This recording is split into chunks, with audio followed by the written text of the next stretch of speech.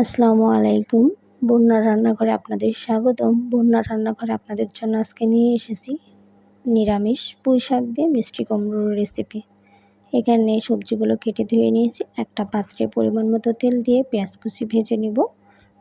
নিয়ে এখানে মশলাগুলো অ্যাড করে দিব। এখানে 4-5টা কাঁচামরিচ ফালি করে নিয়েছি, পরিমাণ মতো লবণ, হলুদের গুঁড়ো, ধনিয়া গুঁড়ো, লাল লঙ্কার গুঁড়ো আমি এখানে অল্প অ্যাড করছি যেহেতু আমি কাঁচামরিচ অ্যাড করেছি, এবং জিরার গুঁড়ো দিয়ে মশলাটা কষিয়ে নিব।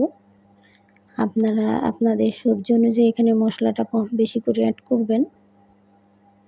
অল্প একটু পানি অ্যাড করে মশলাটা কষিয়ে নিব।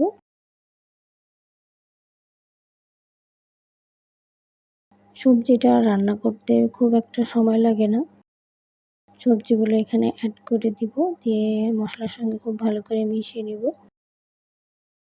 আজকের রেসিপিটি তাদের জন্য যারা সবজি অনেক পছন্দ করে, আর বিশেষ করে ছুটিতে যারা শহর থেকে গ্রামে বেড়াতে যাবে, টাটকা সবজি দিয়ে এটা অবশ্যই করার ট্রাই করবেন, অনেক ভালো লাগবে। এখানে ঢেকে রান্নাটা করে নিব। আর এখান থেকে অনেকটা পানি বের হবে, সেই পানি দিয়ে সিদ্ধ হয়ে যাবে 80%।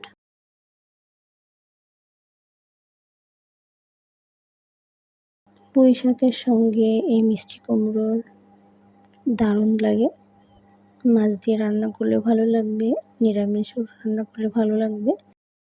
সবসময় মাছ মাংস খেতে ভালো লাগে না, যাদের মাছ মাংস খেতে ভালো লাগবে না অবশ্যই এটা ট্রাই করবেন।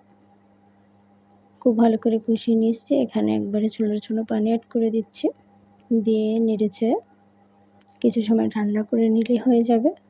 নতুন বন্ধু যারা আমার ভিডিওটি দেখছেন, আমার চ্যানেলটি সাবস্ক্রাইব করে পাশে থাকবেন এবং বেল বাটনটি অন করে রাখবেন। আর এই রেসিপিটি যদি ভালো লেগে থাকে অবশ্যই শেয়ার করতে ভুলবেন না।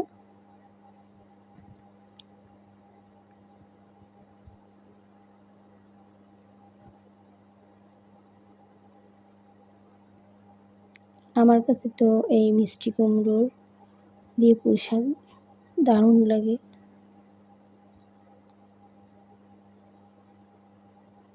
একটু নেড়েচেড়ে দিব। আর এই সবজিটা ঝোল বেশি রাখলে ভালো লাগবে না, ঝোল একদমই কম রাখতে হবে। আর আমিও একদমই কম রাখবো। আর রমজান মাসে লবণ চেক করার কোনো অপশন নেই, আনুমানিক করে দিতে হয়। আপনারা এই পর্যায়ে লবণটা চেক করে নেবেন।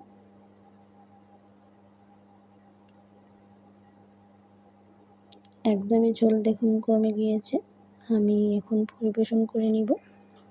তৈরি হয়ে গেল আমার পুঁই শাক দিয়ে মিষ্টি কুমড়োর নিরামিষ রেসিপি। আপনাদের কাছে কেমন লাগলো অবশ্যই কমেন্ট বক্সে জানাতে ভুলবেন না। নতুন কোনো ভিডিও নিয়ে আবার আপনাদের মাঝে চলে আসব। ততক্ষণ পর্যন্ত সবাই ভালো থাকবেন, সুস্থ থাকবেন। ভিডিওটি ভালো লাগলে শেয়ার করতে ভুলবেন না। আল্লাহ হাফেজ।